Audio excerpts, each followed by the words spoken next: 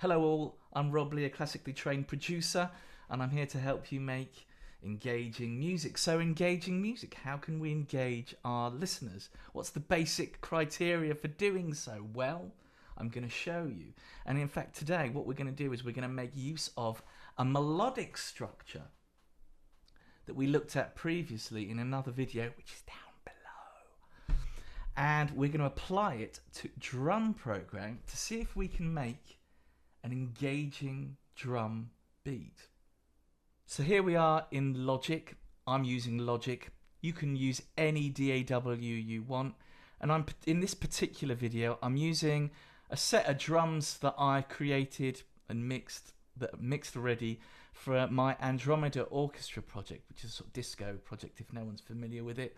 I've set the BPM to 120 BPM. A pretty standard tempo for dance music, perhaps even on the low side in this day and age.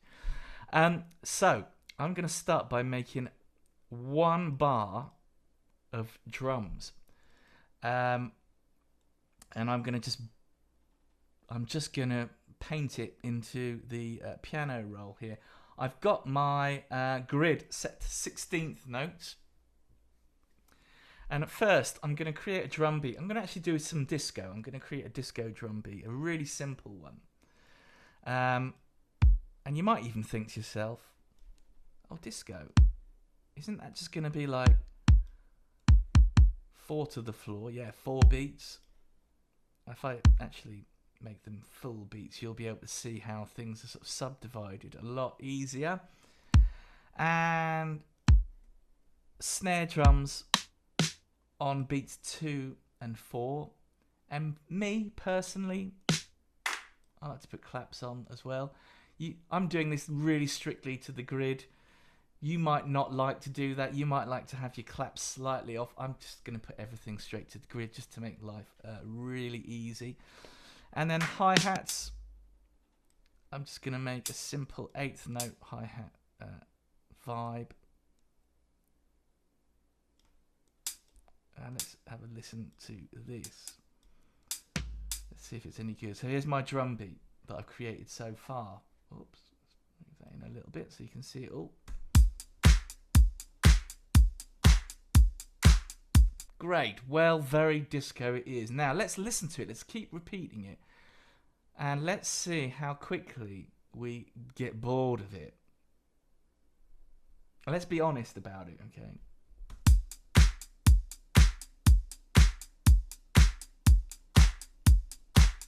I hate to say it, I'm bored already.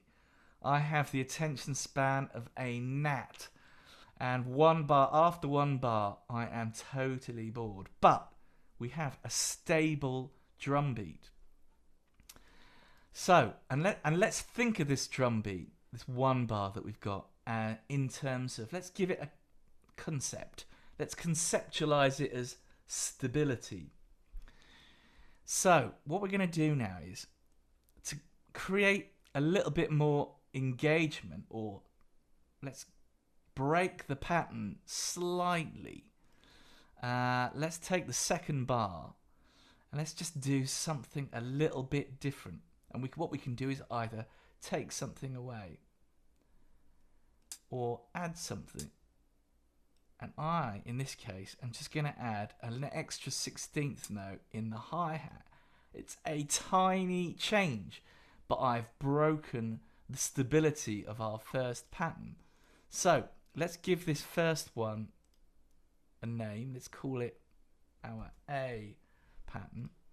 And then let's call this other one our B pattern. In fact, let's give our B pattern a different color so that you can see what's going on. And you can see this one's got a slightly different hi-hat pattern. Okay, so let's listen to those two together.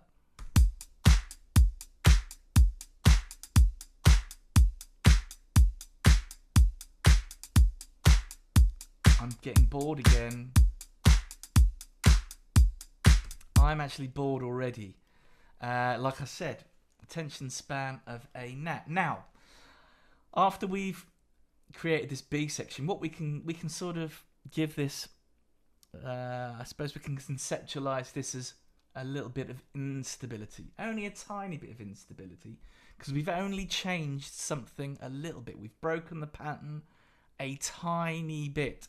So what we're going to do is we're going to re-establish our stability by replaying our A section, and then after that we are going to break the pattern a little bit further.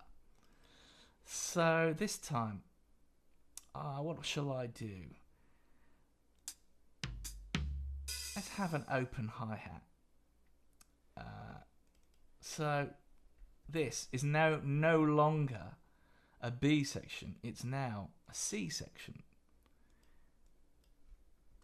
Remember how in the Doja Cat melody we had a melodic structure that kind of went A, B, A, C? Well, it's almost exactly the same thing here. It's the same concept that we're applying to a drum beat. So let's listen to our A, B, A, C drums. Here we go.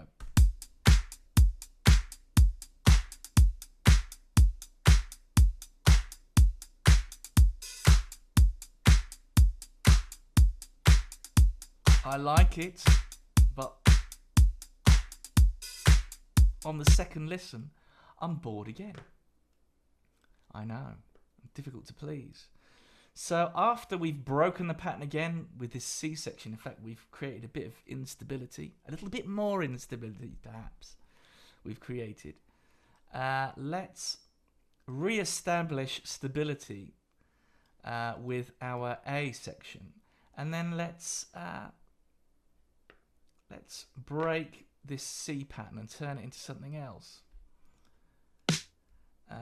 Let's add a little snare drum before the final beat, and let's call that D, and give it another color. What should we do this time? Yellow. Okay, there we go. So this is 6 bars, so it's going to sound a little weird because you know, we usually hear things in 4-bar chunks or in 8-bar chunks. But anyway, let's have a listen.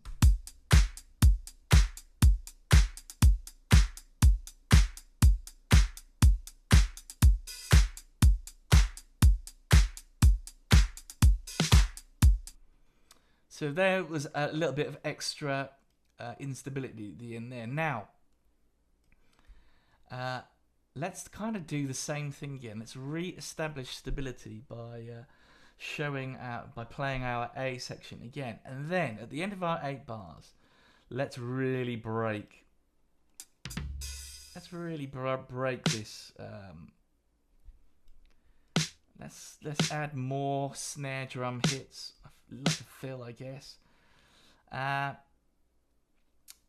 So that's breaking the pattern, but we can really break the pattern even more now. Let's take away the most stable element. And if you really think about this drum beat so far, if you actually look at it even, if you look at it just in the piano roll, there's one element which is always the same. The most stable element is the kick drum. It's always there. So what's going to happen if we take it away? Whoops. We're going to find out. Let's call this A, B, C, D, E. And let's give it another colour. There we go.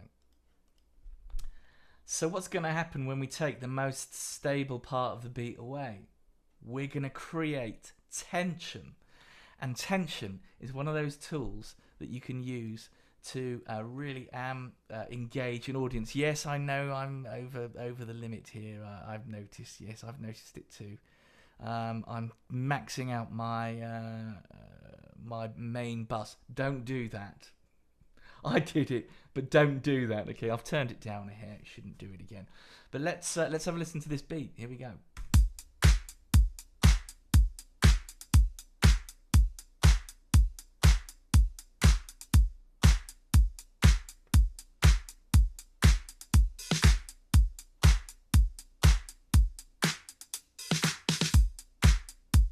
Did you notice the mistake? Yes, you will notice that I'd muted off this hi-hat by accident.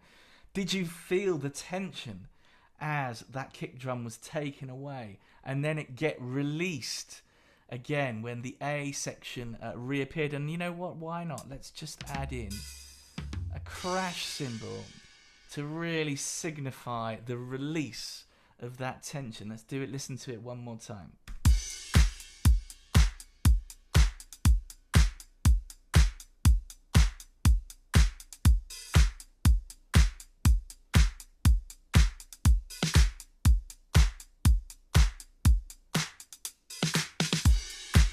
There we go.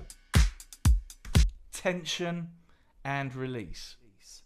Stability and instability.